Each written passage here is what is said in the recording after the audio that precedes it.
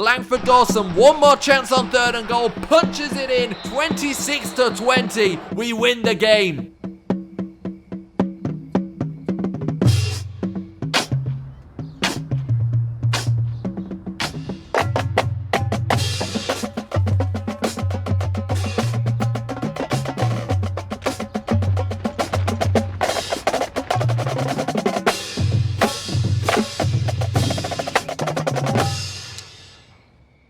Things are starting to go right for these Arizona Cardinals. We're set at 2-2 off the back of a 2-game win streak, beating divisional rivals, and we're back against the Seahawks again, and we beat them the last time we played them away from home. One of those losses of the 2-2 was very close, lost in overtime, and it was because Josh Rosen threw a pick six after going for 100% completion percentage throughout regular time. So even that one was close, and we're starting to get into a rhythm now. Even if we did only win the last game 14-7, we wanted a prolific offense. It's not quite coming yet, but we've got the coach and we've got the players. It could happen, and things are going right, and we can tell that because we have now been asked to view the weekly awards, which of course means that one of our players is there, and it is Ronnie Harrison coming in. 9 tackles, 1 sack, 1 interception, 1 forced fumble, 1 fumble recovery. Absolutely dominated that game against the 49ers. And listen, our number 1 pick isn't stepping up right now. Al Bethea isn't doing exactly what we wanted, but it doesn't matter because Ronnie Harrison, for some reason, is doing everything you could have ever expected from this guy. Ronnie Harrison is doing it, and we can upgrade him. He's a scheme fit. He's everything. Ronnie Harrison is very, very good in this team. The last time we played against the Seahawks, we beat them in overtime, and we were tied for offensive yards gained, except for the fact that we rushed for 245 yards and they rushed for 48. They passed for more than us, but I've always said, you know, when we do badly, it's because we don't rush enough. When other teams do badly, it's because they don't rush enough, and we were able to just take them on with this run game, and it's exactly what we'll look to do in the next one as well. And we'll take a look at third down conversions, 9-6. That's the kind of place where we really need to look out for. Red zone percentage, everyone was 100%, but we scored a touchdown on every single one of our red zone possessions, and they only got 1. And of course, we won the penalty battle, we won the time of possession battle, we won everything, and it's the reason we won that game. And we will look to do the exact same thing again. Control the game with the ground game. It's exactly what we did in that one. It's exactly what we'll look to do again with some great, promising players. These guys are really starting to shine. Langford Dawson doing well. Tremaine Scott taking advantage of his opportunities. And let's see how they do against these Seahawks only 1 week after we already played them. So here we go, almost back-to-back games, which of course wouldn't happen in the NFL, except for maybe the playoffs or the preseason. But it's as close as you will get. 1 week between these 2 games, not a long time to try and adjust to your opponents. For us, that's good news because we won the last game. For the Seahawks, it's bad news because we ran over them, and that's how we start this game. 2 runs back-to-back, and they went for good yards. Tremaine Scott now, 2nd and 6, picking up some good yards again, down to the opposition 40-yard line as we give the ball back to Dawson, just switching between these 2 running backs right now, and he takes it to the 22-yard line. They cannot keep up with us. 3rd and 9, we're dropping back to pass. Rosen not seeing anybody open, not finding his receiver there, and so we had to settle for a field goal to score now. So we're now leading by 3 as Bethea tries a big hit but just bounces off the running back. Williams with a good run, and Wilson is sacked there by Stephon Anthony. And now on 3rd and 8, Wilson back to pass, a quick completion to Neal, but it's not enough for the first down as Fabian Moreau was there to stop it, and they tried what must be a 65-yard field goal there, and of course it was no good. So we get the ball back. Dawson picks up our first down here, and we're back to pounding this ground game. It's actually 2nd and inches, and we get stopped just short there by Dawson, who gets injured trying to pick it up. Wagner was in on the tackle. Dawson is injured. He will be back later in this game, but right now Scott's going to take over, and Tremaine Scott on his first carry right now goes straight into the end zone for a touchdown. His first rushing touchdown of his career in the NFL. Tremaine Scott kind of filling in for Dawson, but he would have taken that carry anyway, and we get a touchdown. And now the Seahawks looking to get something back as we lead 10-0. And right there is another sack by Anthony, his 2nd of the game. And on 3rd and 10, they're looking to pass after the play action, but he had no time to get rid of that. Robert Kimdichie in on the sack, unfortunately not able to recover the ball, but it makes it 4th and 20, which we'll gladly take as they have to punt away to us, and we have the ball here on the 10-yard line. 2nd and 10. A little bit of trouble for Rosen as he rolls out, but loses the ball as he tried to throw it and gets hit. 3rd and 15 it sets up, but he finds Carlos Henderson for the first down over the 25-yard line to the 27. 2nd and 4, back to the ground game. Scott cuts it back across the formation to the left, spins back inside, is tackled from behind after a great run. 3rd and 11 now. Rosen over the middle to Miller. Zach Miller to the 10-yard line before he is finally tackled at the 8. Now 1st and goal, giving that ball to Scott again, and Scott squeezing through, getting the touchdown, and it's his 2nd rushing touchdown. He hadn't got one ever in his career before this game, and now he's got 2. And all of this filling in for Langford Dawson, or rather playing alone instead of splitting carries with Langford Dawson. Now the Seahawks 1st and 10 at the 50-yard line. A quick completion to Williams, and it's a big hit from Scruggs. 3rd and 4 at the 28, and Scruggs came in just too late, and Wilson was able to find Lockett for the first down. 1st and 10, and he throws that one right at Anthony, but he cannot pick it off.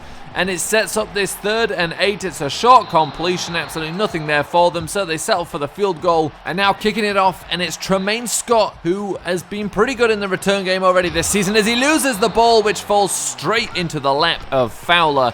But that's just lucky Jalston Fowler happened to be there. 2nd and 17 on a play action. It's a great catch there for the first down. 2nd and 10 going to Christian Kirk, who makes the first few miss and picks up a 1 or 2 yards after. And on 3rd and 2, unfortunately nothing there, as Barkevius Mingo comes in for the sack. 2nd and 6, Wilson avoiding a sack there, allowing Williams to be wide open and getting the ball, getting a first down at the 35-yard line. 1st and 10 at the 36 rather, and Wilson is finally sacked then by Ronnie Harrison. 3rd and 2, 30 seconds left in this game. Griffin chasing Wilson down, taking him down, and that will end their hopes of getting any points in that first half. Now in the second, a deflected pass. Lockett manages to grab it with one hand. 3rd and 1, they go for the run, and Williams runs over our defensive tackle, Robert Kimdichie, and now they go for this option where Wilson gets away from everybody, is finally tackled by Peterson.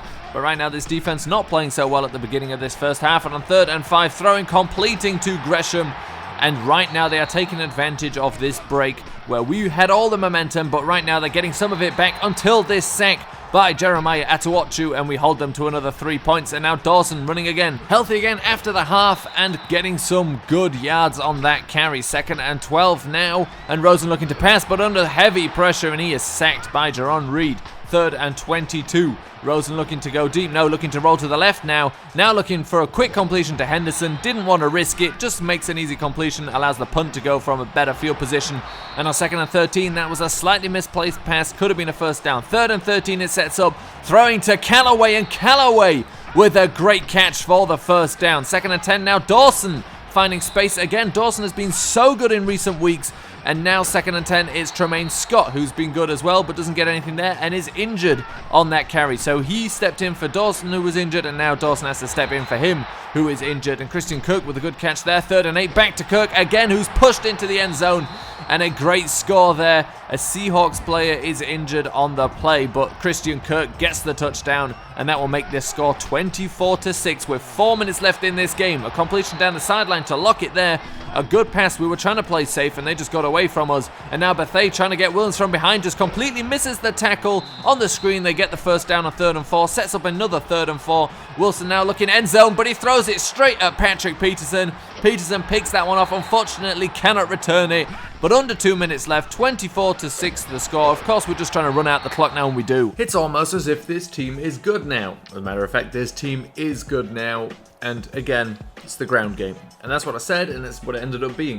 154 yards, 66% completion percentage, 1 touchdown, no turnovers is exactly what we need. Well, no turnovers, he did fumble, but that's different. Langford Dawson, 58 yards, 14 carries. Tremaine Scott, 100 yards on 12 carries and 2 touchdowns. That injury is no problem, it's short term, so we don't have to worry about him, but obviously we're just keeping everybody safe, especially when we've got 2 good running backs. If one gets injured short term, we put the other one in and don't mind at all. And, you know, Tremaine Scott used that to great effect, getting 2 touchdowns in the time that Langford Dawson was out, who'd been getting the touchdowns up until this point. Receiving, Carlos Henderson stepped up this week. Nothing crazy from anybody, but 4 for 55 isn't bad. Christian Kirk with a nice touchdown catch. Zach Miller getting involved, just not a lot. Antonio Callaway with a very nice catch as well, as a matter of fact. So we need to pass a little bit more, but certainly not disappointed by how we're playing at the moment. Still disappointed by not Ronnie Harrison, Very, very, very impressed with Ronnie Harrison. We're disappointed by Ronnie Harrison's safety mate, who, to find, we have to go very far down, and he's missing tackles. He's trying to make big hits. It's really, I think, all in his head. We need to calm him down. He needs to stop trying to make big tackles and just start making tackles, and then he can start thinking about doing other things. But right now, he's, the worse it gets with him not making any significant plays, I think the harder he tries. And he just needs to dial it back and not think about big hits, just think about solid play, and he'll do fine, because that's exactly how Ronnie Harrison plays, and Ronnie Harrison can lay down the hammer when he wants to. And what I didn't really think about is when we drafted our 6'4" safety, is that Ronnie Harrison's already 6'3". We got some big safeties at the back there, and if they both start playing well, I don't think there's many teams that can run with us. Right now, no teams are running with us. We've only run against 2 teams, beat the same one twice, but still, neither of those teams ran with us. Sacks, plenty to go around for a bunch of different people. Interceptions, we've got one Patrick Peterson, not sealing the game, but it's still sealing an easy victory. Forced fumble as well by Robert Kimdichie. Unfortunately, we weren't able to recover it. A recovery by Jarlston Fowler when Tremaine Scott lost one on the return. And that's it for the stats. This team's pretty good. And that finishes a successful run within the division. We beat the Seahawks twice, we beat the 49ers. Now we get out of the division for 2 games before playing against the 49ers again. We've got the Buccaneers coming up. Don't know what they look like at the moment. Of course, we'll find that out next week. First, some scouting to do. Still just looking at some defensive linemen right now. It's where we need a little bit of help. We're not the strongest against the run. We're obviously good against the pass, but that's sub-package stuff. That's not even our linemen most of the time. So we need to get a little bit better there. But I think we're pretty solid in most areas. It's really just about finding 1 or 2 players that will significantly help rather than trying to improve a position group right now. When we're healthy, which we're not right now, our left tackle's still gone. Pretty much every position group, because even with him then, the offensive line's much better. It's pretty good.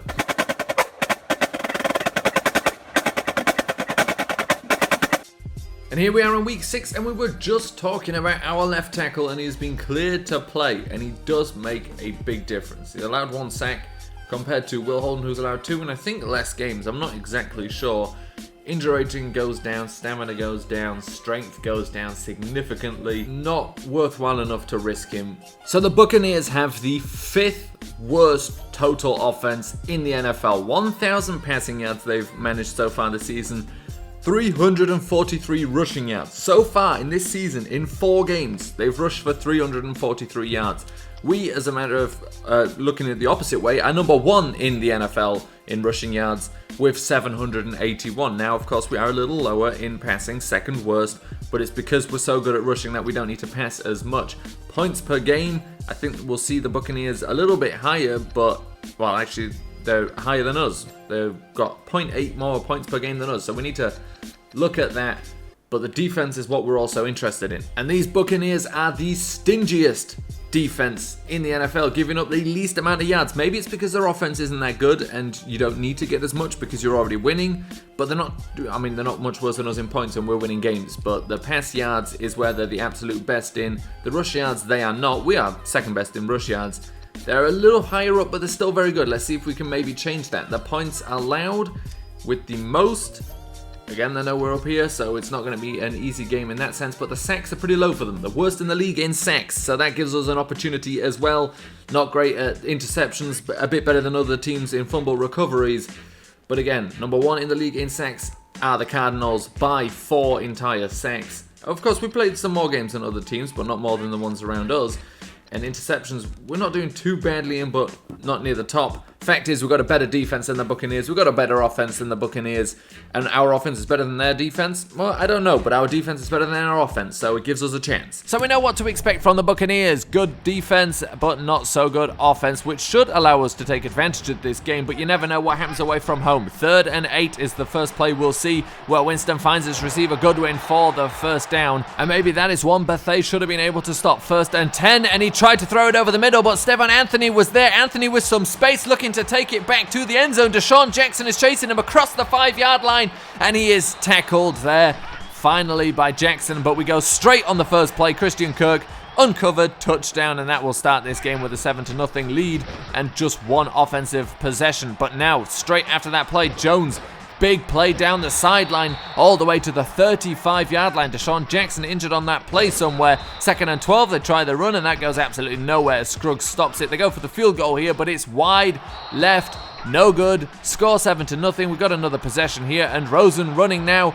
Rosen with some blockers ahead of him. Rosen should have slid, tried to, but it was just too late, and he gets hit and loses the ball. Should have slid earlier, but he saw those extra yards and wanted them. And now 2nd and 7. Cameron Brait with the catch. Bethea making absolutely no play on it in coverage and not making the tackle either. 2nd and 6 again, and Bethea missing another tackle on Jones. And now we're starting to think about taking Bethea out of the game. The completion there to Howard as he goes down the sideline. He's just tackled before getting into the end zone by Bethea, but we have taken him out now for Rivers. Rivers, the rookie safety, has taken over for Bethea, the rookie safety. So next time on defense, that's who will be starting at free safety as the rookie Dawson looks to get something here on the ground. 1st and 10 now. Rosen looking for a quick pass to Miller, and Miller gets a few yards before being thrown out of bounds. And now on 4th and inches, we tried to go for it. The linebacker was there, unblocked. The center blocked nobody, and Josh Rosen on the play is injured. Now, we've lost him for a long time last season. Let's hope that's not the case here, as Blaine Gabbert now, his first throw of the game, will be on 2nd and 9 at the 1-yard line.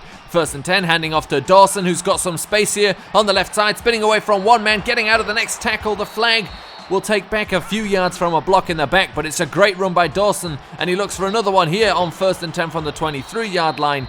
And he gets exactly that. Dawson right now looking unstoppable as he gets another big run over 10 yards. And now it's a 3rd and 11, a test for Blaine Gabbert here from the 47-yard line, but he gets it out to Miller, who catches it over the middle, and it's another first down. The match continues. 2nd and 9, Dawson with some space now, looking for the end zone, dives, is taken out just at the 1-yard line, but we're giving it straight back to him, and he takes it into the end zone with some good moves, reading the blocks, making the right decision and taking it into the end zone. Langford Dawson in this game looking truly incredible at this point. 2nd and 3 now for the Buccaneers as he completes to Evans. It just went over Rivers' head. Maybe if he was a bit taller, he could have picked that one off. 2nd and 3, and it's a quick completion. No, it's not. The hit stick knocks that one out. A good play there. 3rd and 13 now by Winston, who's got plenty of time in the pocket. Far too much time in the pocket as no rush comes whatsoever. He's able to find his open receiver here for the first down. 1st and goal at the 2-yard line, handing the ball off, and Jones is into the end zone. Already playing well in this game and continues there. 1st and 10, we go for a screenplay here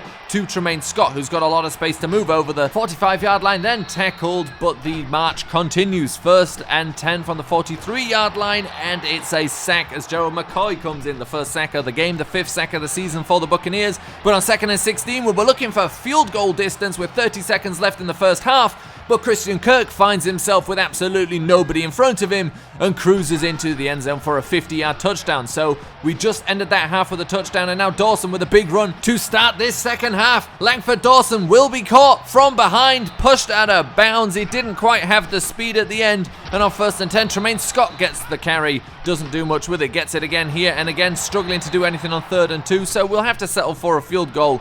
But that is 10 points in our last 2 possessions without the Buccaneers getting to touch the ball in between. 2nd and 11 now, but Jones has a big run, and it seems to be when we get big runs, they get big runs too. It's tit for tat right now as it's a completion there to Wilson. 2nd and 1, and it's a quick pass, not complete. I think they looked for a tackle on that play. 3rd and 1, going into double coverage, and Patrick Peterson knocks that one away, settling for a field goal. The score 24-17 as Dawson is hit and loses the ball, but Henderson is able to recover it. Going back to Dawson now, 1st and 10, and Dawson picking up the first down, making to look up for that fumble, but we trust him. He doesn't fumble often, and he's being an incredibly dynamic playmaker so far in this game. And now Henderson being rewarded for getting that fumble with a catch. 3rd and inches, and Scott looking for the end zone, but instead loses the ball on a big hit, and it's recovered by Quan Alexander. The Buccaneers get the ball.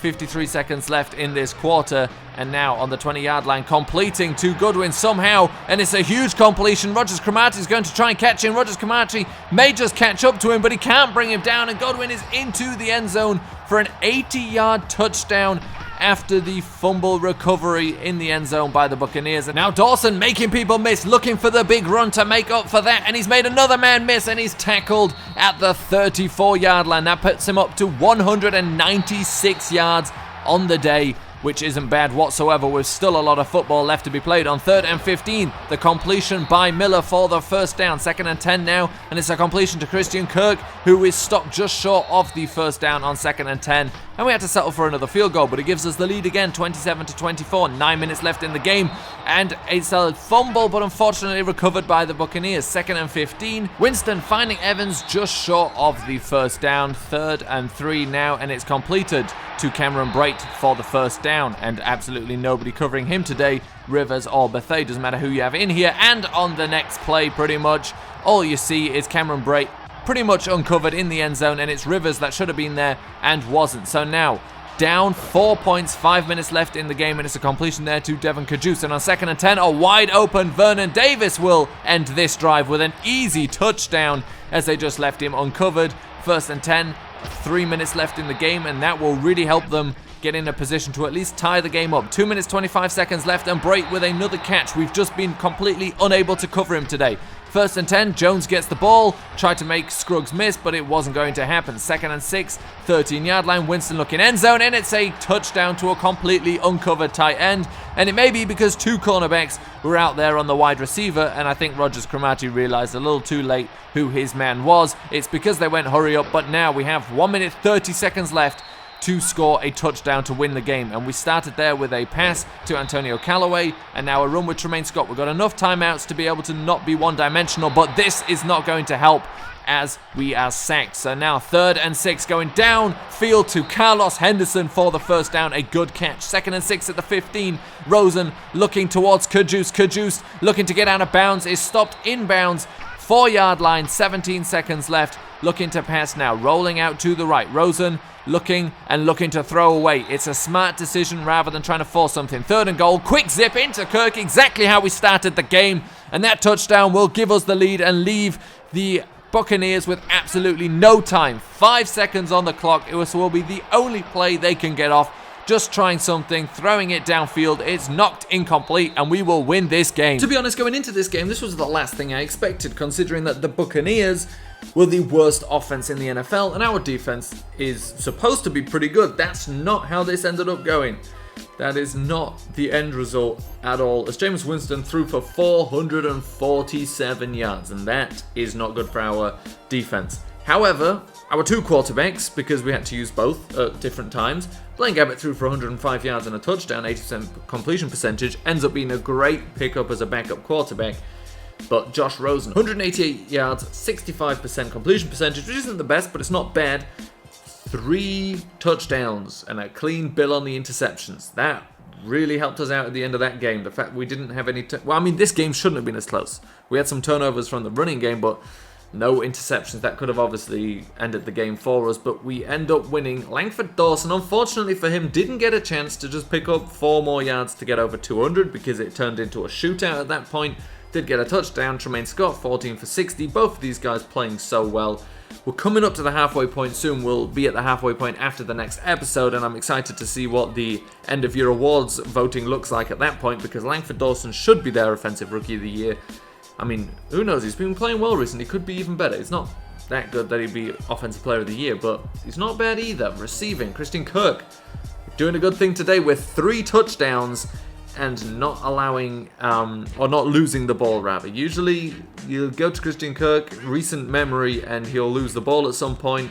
But nope, this time just clutch. 6 catches, 97 yards, 3 touchdowns. Game-winning touchdown and the game-opening touchdown, basically the same play, literally the same play. Same defensive coverage being blown on him. Then Zach Miller, 3 receptions, 50 yards, got injured. Hopefully that's just for this game. And that's his brother, Vernon Davis, 31 yards and a touchdown. Uncovered, walked into the end zone, not bad. The defense, we had some problems here again. Rashawn Scruggs, the rookie out of Grand Valley State, finally stepping up, leading the team in tackles with 10, but Ronnie Harrison is still here. I don't know how well he would have to do, and I don't know how well he's doing with turnovers and stuff. He's got some, but Ronnie Harrison could be in contention for Defensive Player of the Year. He is getting so many tackles week after week after week. He could be, I don't know. I don't know yet, but Travis Rivers, we put him in place of Al Bethea. Now, we didn't really do much better, but Al Bethea also has never been this high in tackles, but it's obviously a different day where a lot of defense was being played. So I might run with Travis Rivers again, but he did let me down in coverage, so really nothing to be excited about. Stefan Anthony with the interception that he wasn't able to return for a touchdown. 2 forced fumbles, one by Patrick Peterson, one by Rashawn Scruggs. Unfortunately, neither of them recovered. That would have changed this game too. But it was a solid performance. Not from the defense necessarily.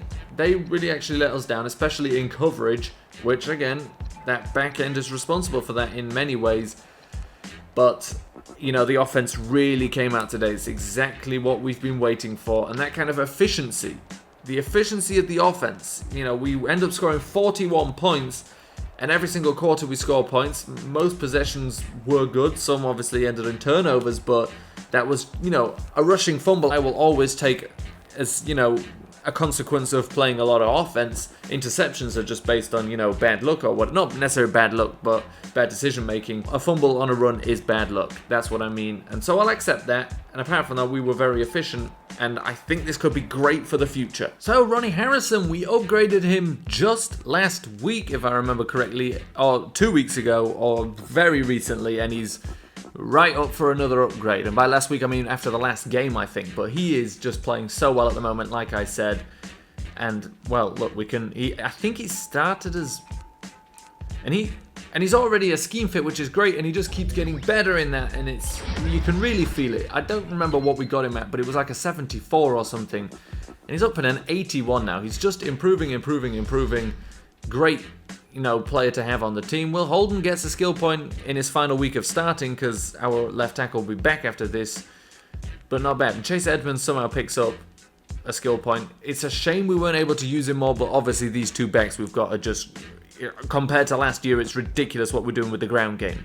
So that does it for this week. We're now in week 7, 4-2. We really turned this season around after starting 0-2. I was kind of hoping to get a Defensive Player of the Week for Ronnie Harrison, but, you know, it is what it is. As good as he plays, it doesn't really matter if he gets the awards, apart from it for XP. But we're happy with his production right now. I just realised we've got 52 or 53 players, and we need some help here on the defensive line. And I think we'll stick with Al Bethea here at free safety, because, you know, just throwing Rivers in there, he didn't do anything better than Bethea, and Bethea is technically better, and at some point you figure we'll start, you know, stepping up. Maybe it's because he's not a scheme fit. I feel like the same thing for Scruggs potentially. If we can play him a little bit longer, he'll get that XP and we can flip him around, even though obviously he's very good in the scheme. It's just not technically the fit because it's not his best skill, but it is what it is. We get Schlegel back, we've got the Browns to play against, we've got the 49ers to play against, and then we're a bye week and we can take a look at some of the mid-season awards. I don't know who will be up for that, but I've got some hopes for some players. But that's all next week.